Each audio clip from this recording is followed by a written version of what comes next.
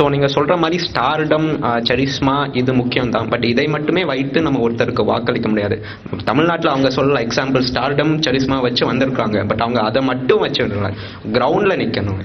கிரவுண்டில் மக்களோட மக்களாக நிற்கணுங்க, மக்களை சந்திக்கணும், மக்களுடன் உரையாடணும், எக்ஸ்பீரியன்ஸ் வேணும். பல வருஷம் நீங்கள் திடீர்னு வந்தீங்க அடுத்தன்னே ஆளணும்னு இல்லை, கொள்கையில் ஸ்ட்ராங்காக இருக்கணும், ப்ரெஸ் மீட்ஸ் நடத்தணும், நிறையா கேள்விகளை வாங்கி அதுக்கான பதில்களை சொல்லணும், மக்களுடன் உரையாடி அவர்களோட கேள்விக்கெல்லாம் பதிலளிக்கணும். எங்களுக்கு நிறைய சந்தேகம் இருக்கு, உங்களை தேர்ந்தெடுக்கணும் தான். ஆனால் உங்களுக்கு தேர்ந்தெடுக்கிறதுக்கு எங்களுக்கு நிறைய சந்தேகம் இருக்கு, கேள்வி கேட்கு. ஆனால் அந்த கேள்வி கேட்கறதுக்கான அந்த பிளாட்ஃபார்ம்க்கே நீங்க வர மாட்டீங்க. ஸோ அதை வந்து இதெல்லாம் பண்ணீங்கன்னா நாங்கள் ஓட்டு போட வெறும் சரிஸ்மா ஸ்டார்டம் மட்டும்காக நாங்கள் வாக்களிக்க மாட்டோம்.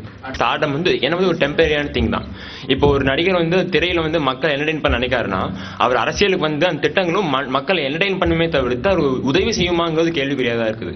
ஸோ ஒரு கொள்கை தலைவர் இருக்காருன்னா அவர் வந்து மக்களோட இணைந்தவர், மக்களோட குறைகளை கேட்டவர், பல எக்ஸ்பீரியன்ஸ் இருக்கின்ற போது மக்களோட குறைகள் அவருக்கு தெரியும். இப்போ ஒரு 10 குறை இருக்குதுன்னா அதில் முதல் எது சால்வ் பண்ணணும், ப்ரையாரிட்டைஸ் பண்ண தெரிஞ்சுக்கணும். ஸோ அப்படி தெரியும் போது மக்களோட குறைகள் எது அதிகமாக தேவை இருக்கோ அதை முதல்ல சால்வ் பண்ணிட்டு அப்போ ஒவ்வொன்றா இறங்கும் போது மக்களுடைய அந்த எஃபெக்ட் நமக்கு தெரியும். ஸோ அதான் நான் சொல்றேன், என்ன பொறுத்தவரைக்கும் ஸ்டார்டம் வந்து மக்கள் என்டர்டெயின் பண்ண இருந்தாலுமே திட்டங்கள் தெரிவித்து மக்களை ஹெல்ப் பண்றதுக்கு வந்து இந்த கொள்கைகள் தேவைப்படுது. ஸோ ஸ்டார்டம் டெம்பரரி, பட் கொள்கையை வந்து ஆண்டு காலமும் நீடிக்கும். இப்போ இந்த சகோதரர் சொன்னாங்க மாற்றம் வேணும் அப்படின்னு. இப்போ இவங்க வந்தா மாற்றம் வரும், அவங்க வந்தா மாற்றம் வரும்னு நம்பிட்டு இருக்க மக்கள் மாறுற வரைக்கும் இந்த நாட்டில் எதுவுமே மாறாதுன்னு தான் நிதர்சன உண்மை.